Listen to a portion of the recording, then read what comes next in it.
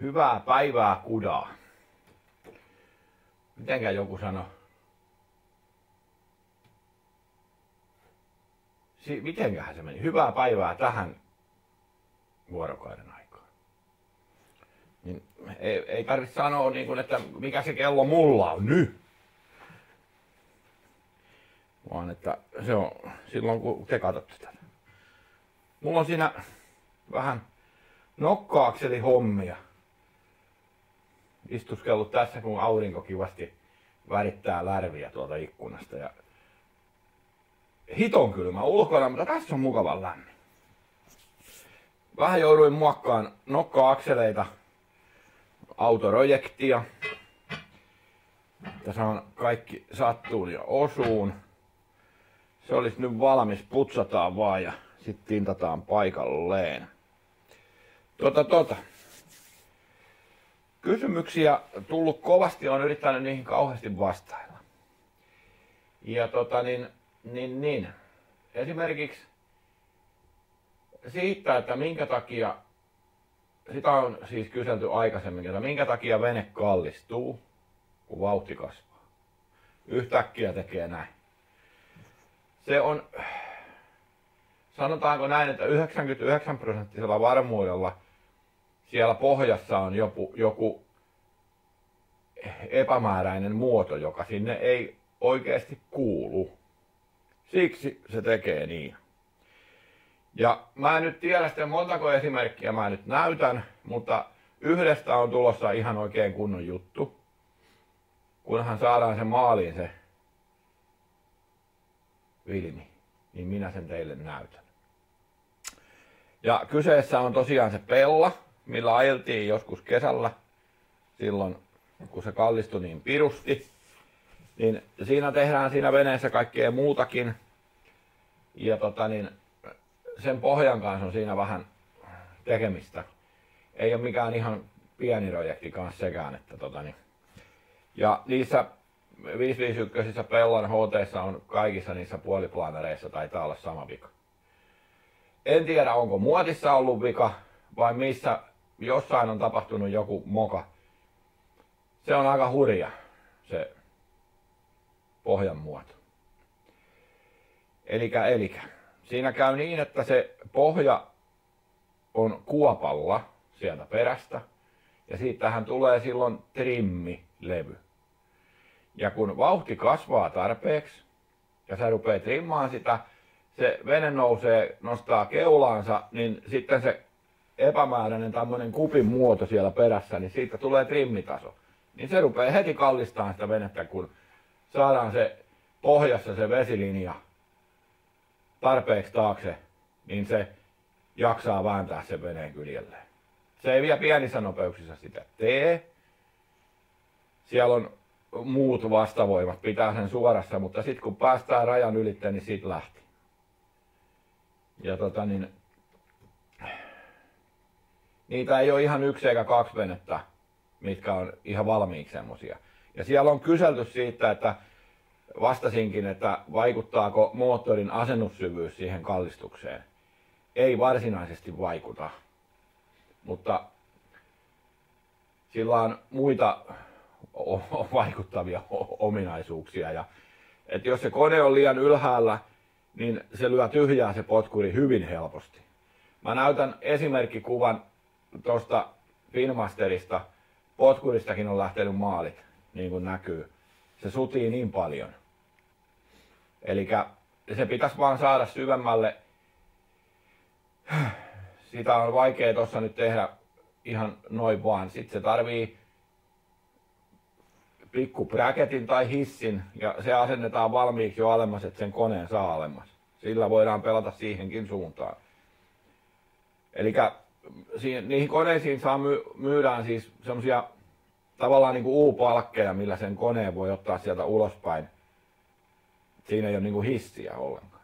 Niillä saa sen pihalle sieltä ja sitten tässä hyvä aasinsilta siihen, että joku kysyy, että mistä löytää halvan hissin.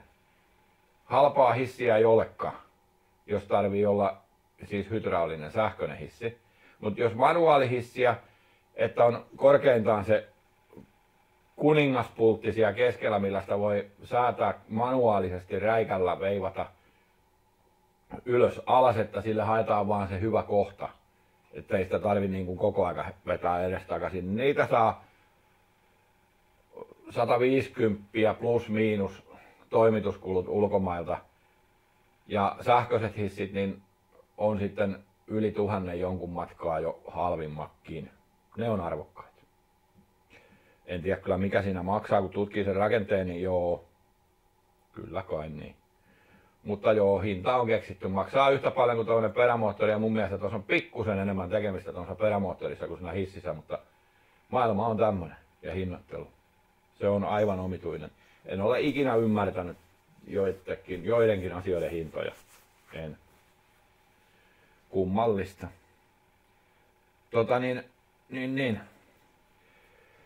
Semmosia siellä on kyselty ja tosiaan kun saadaan se filmi valmiiksi, niin mä näytän teille sen.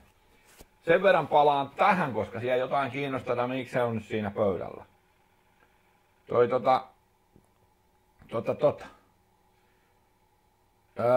Mulla ei ole nyt tässä sitä vanhaa nokkien kehtoa ja nokkia, niin jostain kumman syystä pieni öljynkiertohäiriö tullut ja pukista, siis nämä nokan pukkien ylälenkit, alalenkkihän nyt harvoin, tai alapuolihan pysyy aina hyvempänä, parempana, kun se painehan kohdistuu tässä aina tänne ylöspäin, kun venttiilit painaa tätä nokkaa ja keinut niin kuin ylöspäin. Niin oli mennyt sitten sellaiseen kuntoon, että karkas öljyn paineet sen verran, että hetken aikaa on kylmänä hiljaa ja sitten lähti rallattaan kaikki nostajat, piti semmoista rapsutusta, että jestas. Niin, no tässä on itse asiassa nokka-akseli, siitä voidaan lähikuva ottaa, niin kaulat on kaikki niin naarmuilla kuin vaan naarmuilla voi olla. Siksi tässä tehdään, ja tämä on siis Kia-merkkisestä 2,5 litrasesta tämä nokkasysteemi tässä. Ja tämä on siitä 140 heppasesta ja toi on 170 heppasen. Näissä on sen verran eroa, että täällä kangen päässä pakopuolella on tämmöiset hahlot.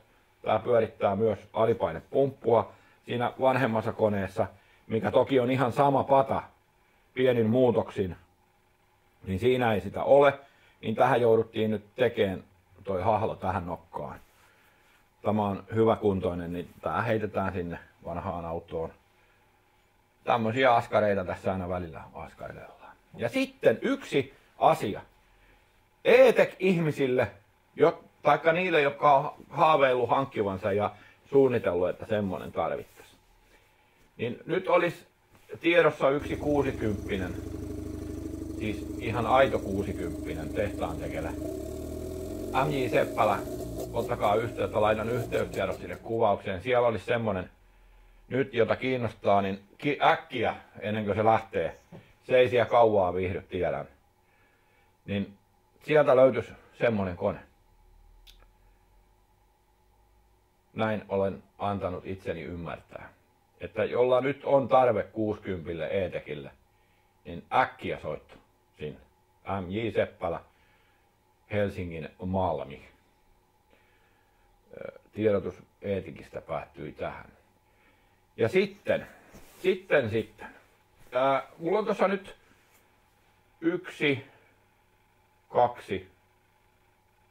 kaksi Hondaa, 50. Oliko molemmat? On.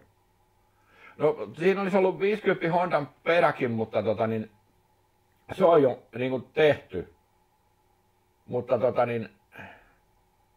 vaihdekeppi ja sen kumislurpat vielä on laittamatta, kun ne ei ollut vielä tullut, mutta se on niinku step vaihdettu ja puhdistettu. Sieltä oli mennyt Stefanit. Mutta joo. Niin mä teen sitä toisesta Hondasta teille nyt. Remmi semmoseen on vaihdettu, sen on näyttänyt. Mutta voidaan muuten katsoa, se on vissiin kaasarikone, niin lyödään se tonne pönttöön ja siihen tehdään huoltoon, niin katsotaan siitä kaasarit ja säädöt kohdalleen. Semmoista ei ole tehty, niin tehdään semmonenkin. kaikki varmaan tietää, että Hondaan vaihtuu öljyt samalla lailla kuin, en minä tiedä, kun Yamahaan taikka Merkuru. Roppu auki, vanha tulos ja roppu kiinni ja uudet sisään.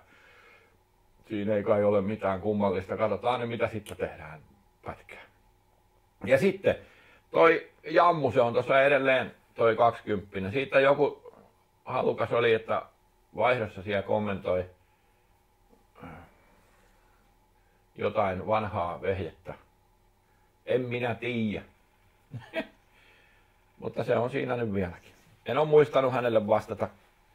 Ne menee ne, välillä ne omituisesti ne noin kommentit siellä YouTubessa. Se on vähän sekainen systeemi välillä. Joku vastaa johonkin ja sitten joku peukuttaakin jonkun, niin sitten häviää. Se onkin jossain vastatuissa ja jossain. Minä jaksa. No laiska. Mistä on tullut laiska? Ja sitten, joo, siitä piti sanoa siitä ilmastointilaitteesta, mistä puhuin. Emme ole päässeet vielä yhteisymmärrykseen. He tarjoavat minulle jotain muuta ja minä en sitä halua ja nyt minä jäin odottamaan, että mitä tapahtuu. Sen verran voin tietysti sanoa, että alle 400 € laite. Katsotaan. Mielenkiintoinen, että kuinkahan toimii ja ton hintainen, kun tietää, että mitä ne maksaa ne vehkeet ylipäänsä. Mutta sehän on totuus, että siellä missä ne tehdään, niin ei ne kalliita. Kyllä ne rahat jää tuohon matkalle. Joo. Mutta niin. Joo, ja pusteri, tuossa on pihalla yksi pusteri, mihin korjattiin, R-pusteri vanha, mihin korjattiin peräpeili. Ja siihen vaihdetaan kone. Niin mä näytän siitä pätkän johonkin väliin, kuinka se on tehty. Vaikka tähän väliin. Se on ton näköinen. Siinä oli 3.5 laakerivammainen kone. Vaihtui nyt 40. Tässä on 3.5 maksimi, mutta senhän saa, niin kuin tiedätte, niin nostaa lähimpään tasa 10, koska 3.5 huonosti löytyy. Niin tähän laitettiin, oliko nyt 5-millinen ja 4-millinen levy ja lahonnut peräpeilivaneli pois ja siellä on pystyssä palkit vielä siellä sisällä. Niin nyt kestää. Ei hajoa enää tämä peräpeili. Se on ihan varma. Taikka hajoa. Ei se nytkään hajalla ollut, mutta aivan räkää, kun se oli vaan niiden pintapeltien varassa. Niin nyt toimii ja kestää. Sillain korjattiin se, eli avattiin se siitä ulkopuolelta ja lyötiin sinne vähän uutta amuliinia, niin nyt pelittää. Niitä on tässä nyt niitä alumiiniveneen korjausjuttujakin tulollaan. Pitäisikö tää pestä, mitä mieltä ootte? Tää on vähän paskanen. Kai mä sen virautan ja puhaltelen kanavat, että ne on kaikki auki. Jos jollain on hyvä idea siihen, kertokaa mulle, että miksi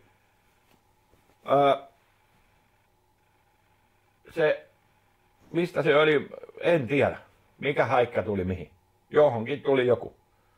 Ja öljynpaineet laski varmaan sitten sen verran, että se jauho noin pentiin. Joku aivan mysteerimikit. Nyt sitä pyöritettiin sitä konetta tuossa ilman näitä ja suuttimet tietysti kaikki pois, niin pelkkää alakertaa siinä kansion paikallaan. Niin joka helvetin reiästä 10 000 sakko tulee öljyä, pulppua startatessa. Että ei se nyt siitä öljyn saannista kyllä kiinni. Ja öljypaineen valot sammuu ja kaikki. Ja niin, että jos on anturivika ja siellä ei kierräkään öljy. Niin se. Ja kyllä ne aika lammikko tuli heti sinne, kun vähän pyöritti. Joo, no minä jään tämän kanssa taisteleen. Siellä vähän viilee, hieno ilma, mutta joo. Tämmönen höpö juttu. Mä en oikeesti edes tiedä mitä kaikkea tässä nyt on tulollaan ja menollaan ja kaikenlaista. Kaikenlaista. Mutta mennään tällainen. Katsotaan seuraava retki, kun lähdetään vesille. Se voisi olla niitäkin. Ja onkin. Mutta tilailkaas kanavaa ja pistäkää peukkua. Ottakaa. Oliko, että 17 000 tilaajaa lähestyy, että painakaa sitä tilaa nappia. Kiitos. Hei.